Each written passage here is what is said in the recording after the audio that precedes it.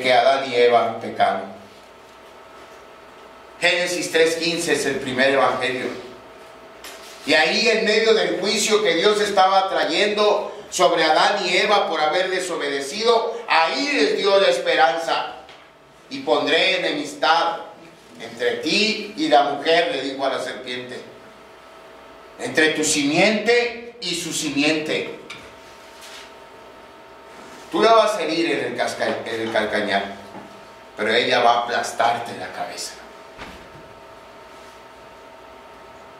Y la Navidad marca la llegada de esa simiente bendita de la mujer, que terminaría por aplastar para siempre la cabeza de nuestro enemigo. Se anunció en Génesis 3:15 la llegada de Dios, y después en cada libro del Antiguo Testamento.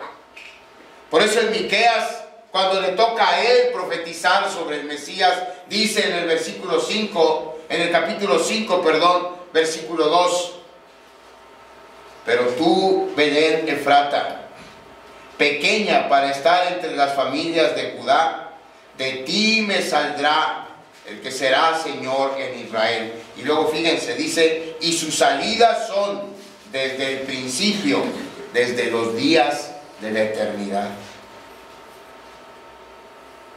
Esta tan anticipada y tan anunciada llegada de Dios a la tierra se cumplió en Navidad. Y Dios se reveló esta vez de una manera asombrosa, de una manera admirable, porque esta vez no llegó en una nube, no llegó en un viento, no llegó en un terremoto, ni siquiera como cuando se reveló a Elías en un silbo apacible. La mayor revelación de Dios a la humanidad se hizo mediante una persona, mediante un ser humano. Él vino como uno de nosotros, como ustedes y como yo. Y al hacerlo, le dio a nuestra especie la mayor dignidad que alguien jamás pudiera darle. Porque tan majestuosa como es un águila en el aire, Dios no vino como un águila. Tan poderosa como una bestia terrestre puede ser, como el impresionante Aslan, el león que habla en las crónicas de Narnia, tampoco vino en la forma de Aslan. Tampoco vino como un atemorizante gigante marino. Vino como un perfecto ser humano, después de haberse despojado de todos sus privilegios como Dios. Y la Navidad marca el inicio de ese despojo que Dios hizo de sus privilegios para humillarse en la condición de hombre. Y si ya es maravilloso y asombroso que Dios haya descendido a la tierra, lo es más porque no vino como un ser humano lleno de gloria y de prestigio y rodeado de comodidades. ¿Que qué hubiera de malo o qué hubiera tenido de malo? Estamos hablando del que hizo todo, de quien le pertenece todo. ¿Qué de malo hubiera tenido que hubiera nacido en el mejor palacio que el hombre hubiera construido? Pero no vino así. Vino, como dice Filipenses 2, en forma de siervo, para vivir con limitaciones. Vino dispuesto a servir, tanto que la última vez que estuvo con sus discípulos antes de su muerte, se levantó de la mesa, se ciñó una toalla alrededor de su cintura y les lavó los pies a sus discípulos. ¿Quién hubiera pensado que ese hombre era el Dios Todopoderoso, creador del universo. ¿Quién hubiera pensado?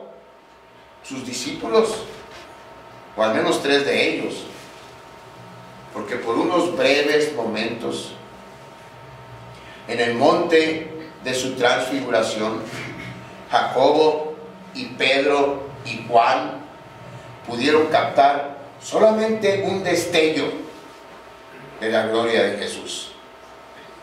Por unos breves instantes pudieron ver la realidad gloriosa del Hijo de Dios. Y con esos breves instantes, Pedro se volvió loco y dijo: ya no vamos a bajar, vamos a quedarnos aquí.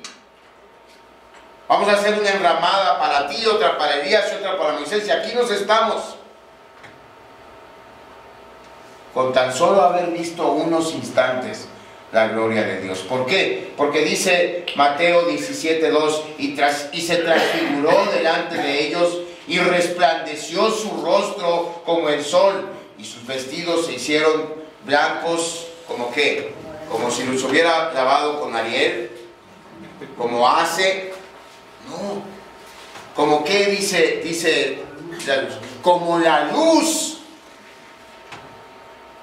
blancos como la luz, una luz tan portentosa que la vez que se le apareció a Pablo en medio del desierto a mediodía, se notó más que el sol.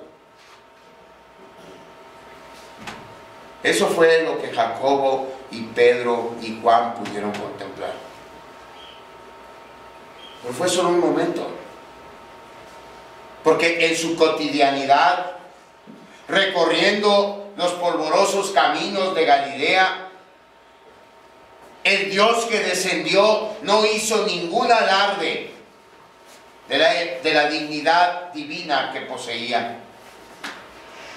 Y sus discípulos aprendieron de primera mano que Él vino no para ser servido, sino para servir. Y no solo para servir, sino mediante su sacrificio final a dar su vida en rescate por muchos. Es decir, que cuando Dios descendió, no solo se levantó de la mesa para lavar los pies de los suyos, tan inolvidable y tan digno ejemplo de seguir de humildad como lo es.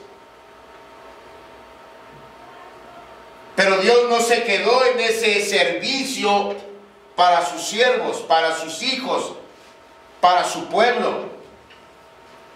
Unas pocas horas después se volvió a parar de la mesa. Solo que esta vez no fue para lavar pies. Fue para ir con sus discípulos al huerto de Getsemaní. Esperar allí en una angustia total la llegada de sus captores.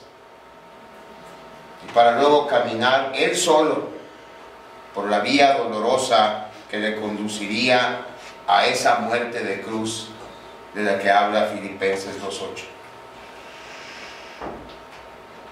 ¿Por qué Dios descendió del cielo?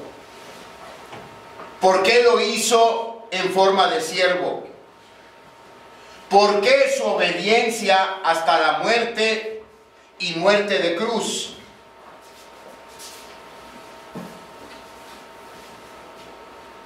Su descenso fue con un propósito.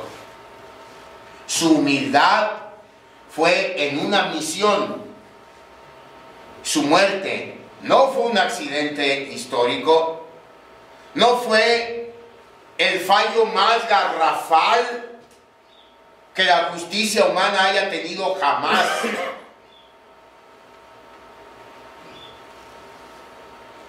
Dios descendió por lo grande que era la rebelión de su pueblo.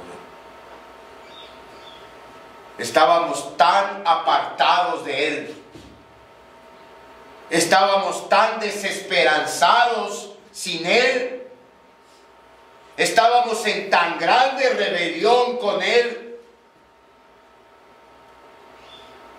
que esa rebelión tan grande tuvo que ser igualada y sobrepasada por mucho por el grande sacrificio final que Dios hizo en favor de nosotros.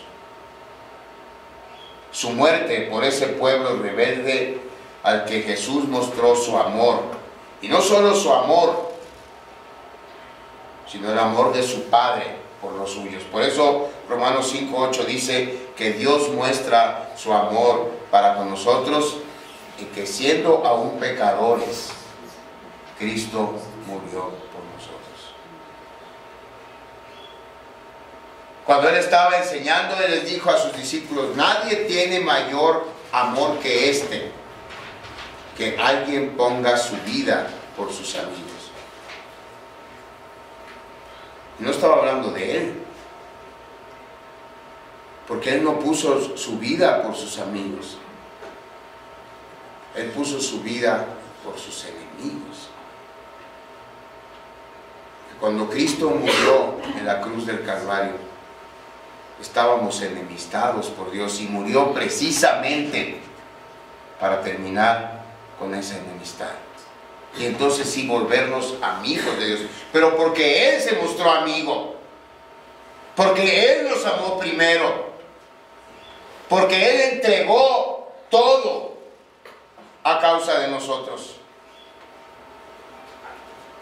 La magia de la Navidad, mis amados hermanos, no es solo que Dios haya descendido del cielo como un hombre, ni tampoco que se haya humillado a sí mismo para suplir las necesidades de sus semejantes mientras caminó por este mundo haciendo solamente el bien, como dice Lucas en el libro de los Hechos.